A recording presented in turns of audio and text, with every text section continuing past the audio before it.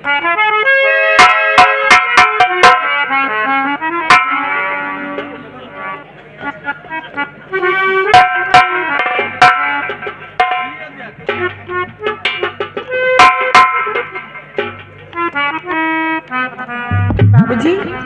ये बच्ची किसकी है? भाभी माँ, बाबूजी अपने दोस्तों से मिलने के लिए गए थे ना। तो क्या हुआ? लेकिन जब घर वापस आ रहे थे तो बियाबान जंगल वाले रास्ते से घर वापस आ रहे थे। ना जाने कैसे निर्दयी माँ बाप थे जो कि इस बच्ची को झाड़ियों में फेंक दिया था मरने के लिए। बाबूजी इसे अपनी बेटी बनाकर अपने घर लेकर आए हैं। बाबूजी ने बहुत अच्छा किया और मुझे बहुत बड़ी आज खुशी है कि मेरे पास मेरे बाबूजी हैं, मेरे पास मेरी माँ है, मेरे पास मेरे देवर जी हैं। सब लोग तो हैं लेकिन कोई ननद नहीं थी। आज भगवान ने वो भी ख्वाहिश मेरी पूरी कर दी। हाँ भाभी माँ, सब कुछ था अपने यहाँ, पर छोटा सा बच्चा नहीं था अपने घर में खिलाने के लिए। अच्छा बाबूजी, सफर करके आओ, चलो करके भोजन कर लो। हाँ बिटिया, तुम बेटी हमारे घर में देवी हो। धन्य है वो माता पिता जो तुमको पैदा किया। तुम एक देवी हो बिटिया। बहुत सारी बहुओं को मैंने अपने गांव के अंदर देखा, लेकिन तुम्हारी जैसी बहू हमने नहीं देखा। हमारी भाभी जैसी कोई नहीं है। हाँ, पूरे गांव के अंदर। धन्य हो बिटिया। चलो पहले खाना खाते हैं। आओ। आपके जैसा बाबू तो भी नहीं मिलेगा। चलो।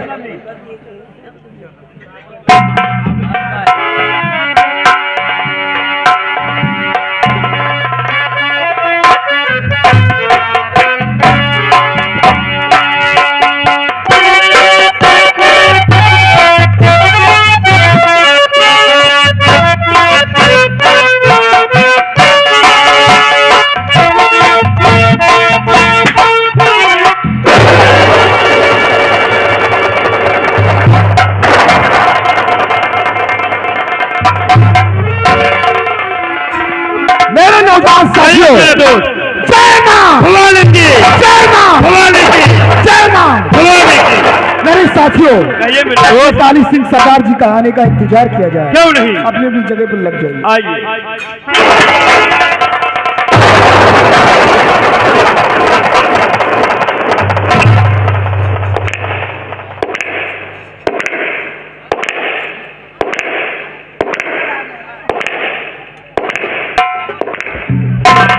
मेरे नौजवान साथियों, जय मां की। साथियों, काली सिंह के नाम के आगे डाकू का शब्द क्यों जोड़ा गया, आज तुम लोगों से बताऊंगा। मेरे पिता का नाम रणधीर सिंह था। हमारे ही गांव का जमींदार लाखन सिंह था। उसका काम गरीबों के अंदर दहशत फैलाना, गरीबों की बहन बेटियों की इज्जत लूटना, गरीबों का खून चूस कर अपना खजाना भरना, ये उसका पेशा बन गया। एक दिन एक गरीब किसान की बेटी को हवेली में बुलवाया और उसकी इज्जत को लूट लिया। लूटने के बाद हवेली से भगा दिया। वो लड़की शर्म से आत्महत्या कर लिया। यह बात मेरे पिताजी को बुरा लगा। लाखन सिंह के खिलाफ आवाज उठाया, लेकिन वो बहुत बड़ा जमींदार था। उसी लड़की के खून के इल्जाम में मेरे पिताजी को जेल भिजवा दिया। यानी खून का इल्जाम मेरे पिता पर लगाया गया। जब पिताजी जेल से बाहर आए और गांव पहुंचे तो गांव के लोग तरह तरह की बातें करने लगे। खूनी पापी हत्यारा कहने लगे। यह बात मेरे पिताजी को बुरा लगा। मेरी मां को साथ लिया और गांव छोड़ दिया। काली पहाड़ी पर एक झोपड़ी बनाकर अपनी जिंदगी बिताने लगी। सौभाग्य की बात, पिताजी का इंतकाल हो गया।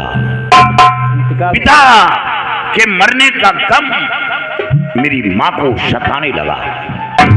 मेरी माँ बीमार पड़ गई और बीमारी हालत में मेरी माँ ने मुझसे बताया कि बेटा, तेरे बाप का जानी दुश्मन लाखन सिंह है। तो माँ से सवाल किया कि लाखन सिंह कहाँ का रहने वाला है, लेकिन माँ के अंदर खौफ था। इसे गांव का पता ना बताया, सिर्फ इतना बताया कि बेटा तेरा परिवार अभी जिंदा है। और इतना कहते माँ की सांसें रुक गई। माँ भी इस दुनिया से अलविदा कर गई। माँ की लाश को कफन दफन करने के बाद झोपड़ी में बैठा रो रहा था। तो रात के 12 बजे बीघड़ का खूंखार डाकू मान सिंह वो झोपड़ी के करीब आया। उसने कहा, बेटा हमें थोड़ा पानी पिलाओ। जब पानी लेकर मान सिंह के सामने बढ़ाया तो उसने मेरी आंखों में आंसू देखा। उसने कहा, बेटा सबसे पहले रोने का कारण बता, तब मैं तेरे हाथ का पानी पीऊंगा। मैंने अपनी बीती बातें डाकू मान सिंह से बताया। वो डाकू जरूर था, लेकिन रहम दिल इंसान था। गरीबों के प्रति मोहब्बत थी। उसने कहा, बेटा घबरा नहीं, जब इंसान की मंजिल समाप्त हो जाती है तो बिगड़ के राह थाम लेता है। वो डाकू की खोज करता है। बेटे मेरे साथ घाटी पर चल। मैं मान सिंह के साथ घाटी पर पहुंच गया, लेकिन अफसोस गर्दिश पीछा नहीं छोड़ रही थी। सरदार जी पुलिस के मुठभेड़ में मारे गए। सरदार का साया भी सर से उठ गया। गिरोह का संचालन करने वाला कोई नहीं था। तभी से मेरे हाथ में बंदूक थमाया गया और डाकू काली सिंह के नाम से विख्यात किया। और ये वर्दी धारण की है तो सोचकर कि गरीबों की मदद के लिए धारण की, गरीबों को परेशान करने के लिए नहीं। इतना याद रहे, अगर गरीबों की तरफ कोई जुल्म करता है या हाथ बढ़ाता है तो उसके हाथ को काट कर फेंक दे। अगर कोई जुल्म करता है उसका नाम साथ दुनिया से मिट जाए।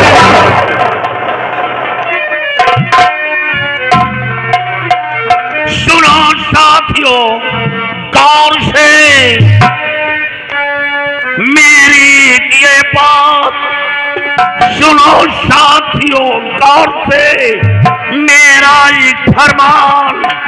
काली सिंह के नाम को भई ना करना बदनाम।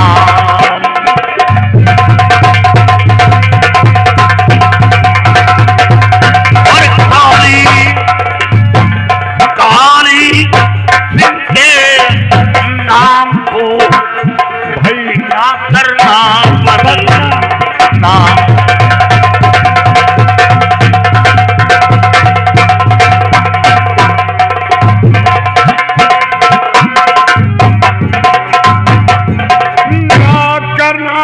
बदनाम ध्यान बातों पर मेरे देना, दीन गरीबों की सेवा में भाई कमी न होने देना।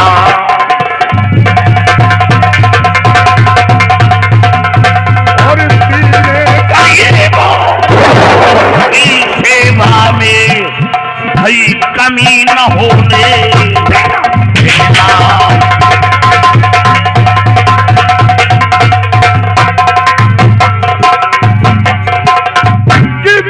पर कोई जुल्म करे तो फौरन उसे मिटाना और काली सिंह के नाम को भाई बदनाम न होने देना।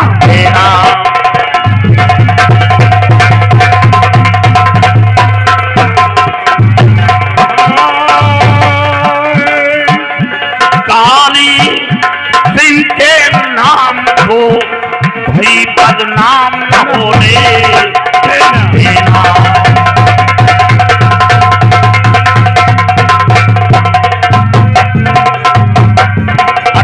मेरा सुन लीजिए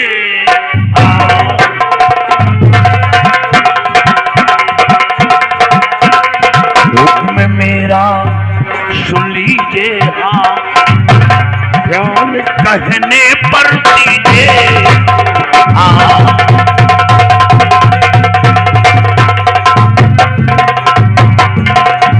लूटो हराम की दौलत। जिसके घर में 10-20 हजार रुपए हो वो घर मेरी नजर में गरीब का होगा। गरीब तो होगा। हमें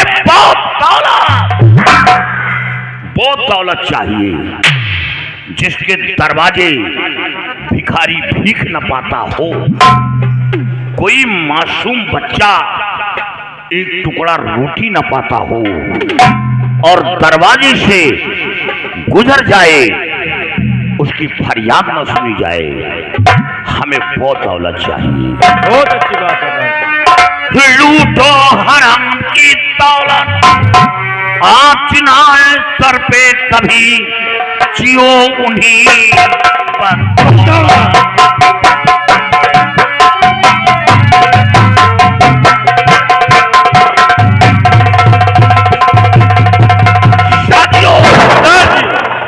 आज हम उत्तर दिशा चलेंगे। बहुत अच्छी बात।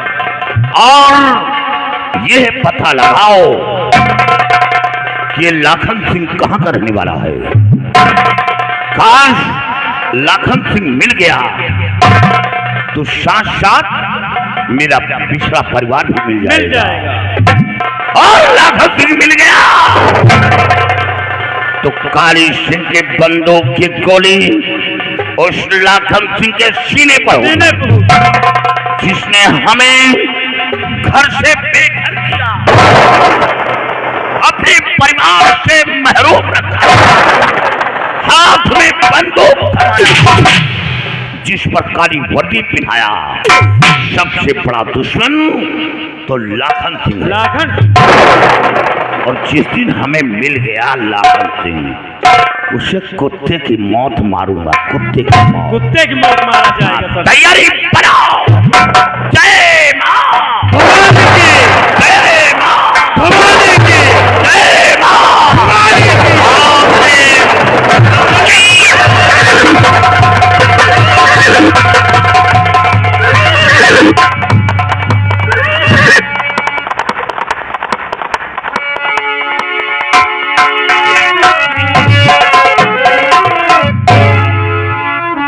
दोस्तों, मैं इसी जूनागढ़ का रहने वाला हूँ। हमारा नाम जमींदार सोवन सिंह है। हमारी ठाकुराइन वो एक बेटी का जन्म देख करके भगवान को प्यारी हो गई और इस वक्त हमारी बेटी ममता वो सयानी हो चुकी है। मैं यही सोचता हूँ कि कोई अच्छा सा लड़का मिल जाए, हम अपने बेटी के हाथ पे लेकर के बेटी को ससुराल भेज दूं। शिवाजी जी बाबू साहब, ये बताओ कि इस वक्त हमारी प्रजा के क्या समाचार हैं? बाबू साहब, आपकी प्रजा के समाचार सब ठीक है, किसी को कोई दिक्कत नहीं है मालिक।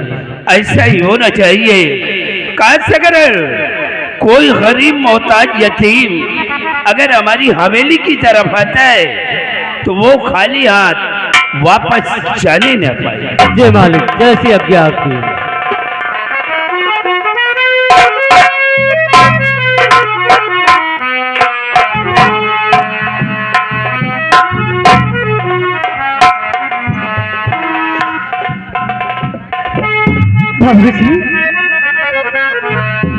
अरे हाथ जोड़ी विनती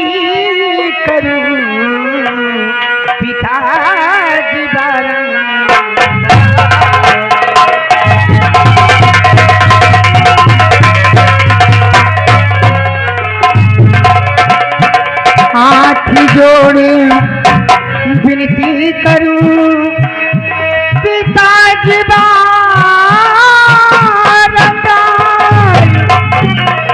और किस गम में हम पूरा करो साथ।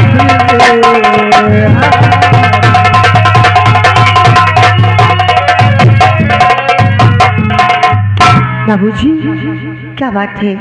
आपकी तबीयत ठीक नहीं है क्या? नहीं बेटी, फिर क्यों उदास बैठे हो? हमारी तबीयत बिल्कुल ठीक है। तो उदास क्यों बैठे हैं आप? बस बैठे बैठे कुछ बातें सोच रहा था। क्या सोच रहे थे आप? 24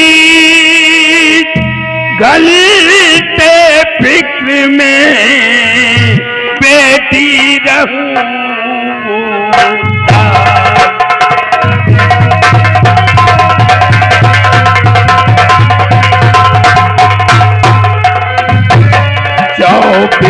घंटे फिक्र में बेटी रहूं उदास, और बरसी 18 की हुई रहो हमारे पास।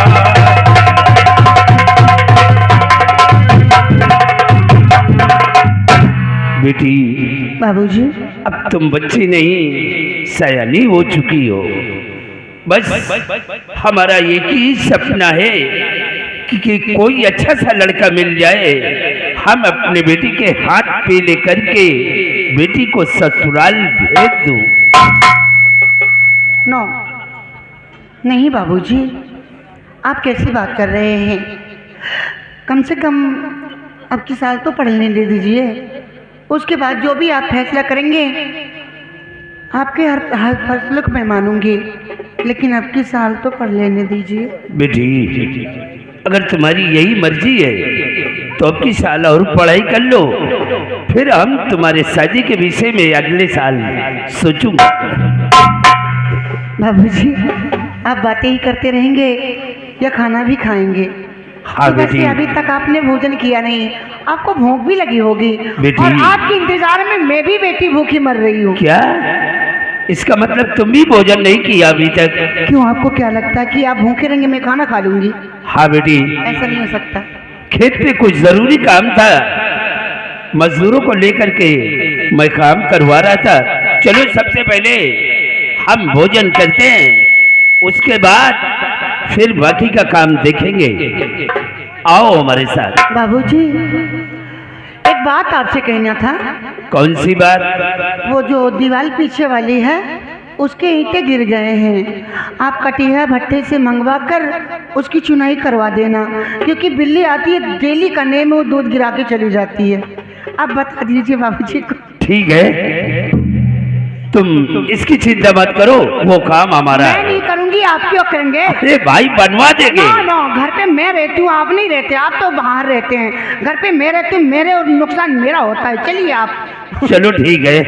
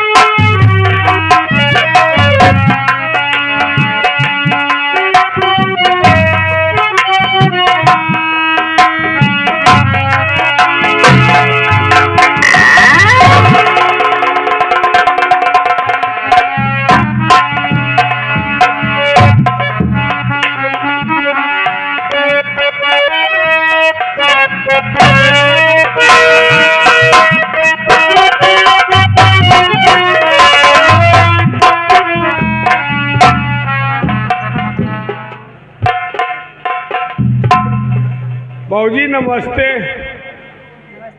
कहा भाऊजी बहुत सुस्त हो, नैहरे से आए रहे हो तो एकदम चलवाज मछली चमकत रही हो। तुम तो सहरियर झुरा चली जाते। कहा भाऊजी? अरे अपने देवर से बताओ, देवर से ना बताओ तो कैसे बताओ? कौन शंका जो अंदर अंदर चबाए खात।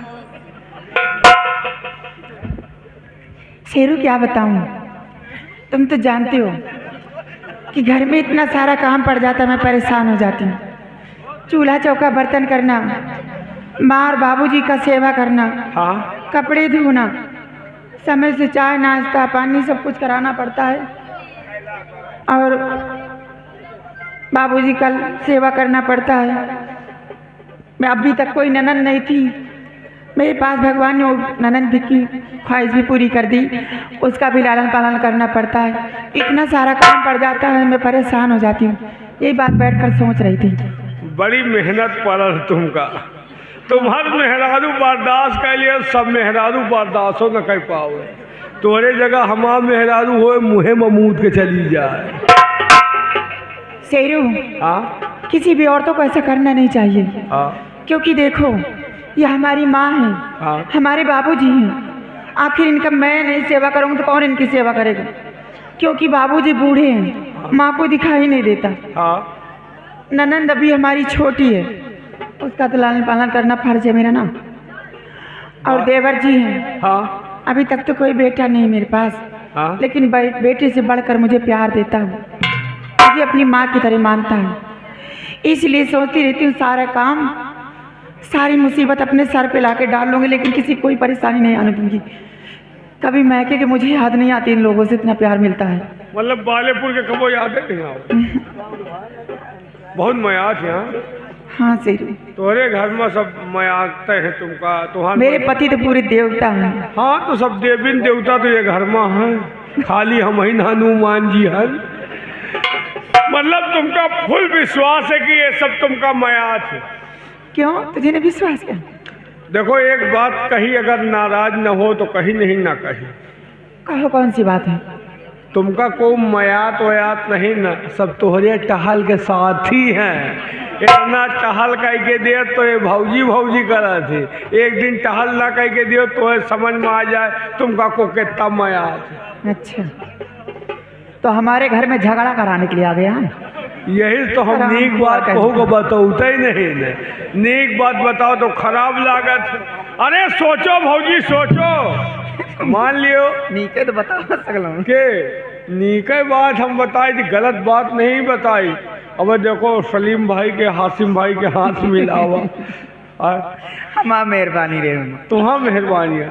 चलो तोहरे मेहरबानी आए, लेकिन हम कहाँ से गलत बताए? मान लीजिए तोहरे सास का नहीं दिखाता, अंधर धुंधर है, लेकिन तोहरे ससुर का तो दिखाते हैं।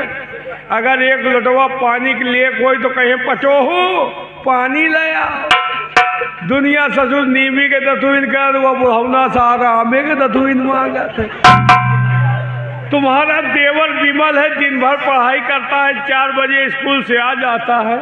का भैया खेते में पानी लगाए लिए हैं तो पनिया बांधे वो जा सकती, नहीं जाते, नहा के चड्डी तक फेंक दिए थी, ले भौजी धो जाओ।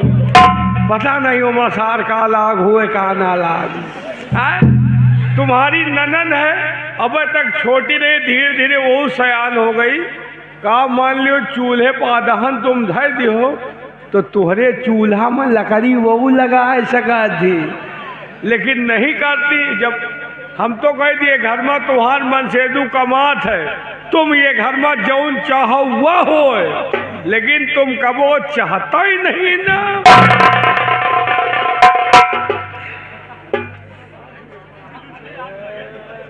शेरू, हाँ बात तो हद तक सही कहता है। गलत बात हम कौनो मेहरारू को बताते ही नहीं।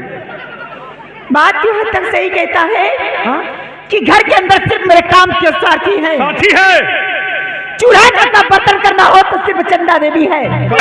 कौनो काम करे कोई तो खाली अंडा जेब। मोरू की हाथ में बड़ा पीछे हो जाता है। चूल्हा करना बर्तन करना हो तो चंदा देवी है, अगर कपड़े धोना हो तो चंदा देवी है, खाना बनाना हो तो चंदा चंदा देवी है। कोई काम करना हो तो चंदा देवी है घर के अंदर। हाँ, सारा बवाल तुम्हारे माथे है। सही बात कहता है शेरू, सिर्फ मेरे काम के स्वार्थी हैं, लेकिन आज के बाद ऐसा होगा नहीं इस सहेली के अंदर। आने तेरे भैया को आज फैसला होकर ही रहेगा, या तो इस सहेली के अंदर बई लोग रहेंगे या तो चंदा देवी रहेगी। तो बैठ कर खाते हैं ना, सारी चर्बी निकाल दूंगी सब लोगों की। अभी तक मौज मस्ती कर रहे हैं, क्योंकि आज के बाद मैं खाना बनाऊंगी नहीं सहेली में।